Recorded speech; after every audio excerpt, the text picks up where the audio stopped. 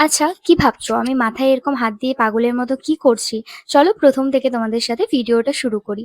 এই ভ্লগটা ছিল প্রায় অনেকদিন আগের। আমার তো এখন ভ্লগ শেয়ার করাই হয় না তোমাদের সাথে। তার একটাই কারণ জানো তো, খুব ব্যস্ত ছিলাম। ব্যস্ত থাকার কারণ ছিল যে আমার দিদির বিয়ে।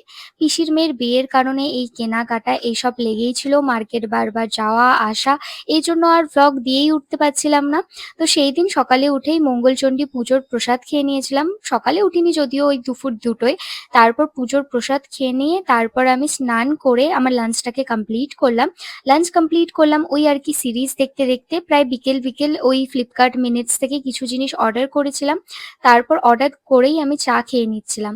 চা খাওয়া দাওয়া করতে করতেই আমার চলে আসলো অর্ডার। আর জানো তো, একটা শয়তানি বুদ্ধি আমার মাথায় এসেছিল যে চিপসের ওপর এই চিজগুলো দিয়ে প্যানে গরম করব, কেমন লাগে খেতে, টেস্টটা জানার জন্য। তো সেটাই করেছিলাম। তারপর ব্লিঙ্কিট থেকে কিছু খাবার অর্ডার করেছিলাম জিম যাওয়ার জন্য।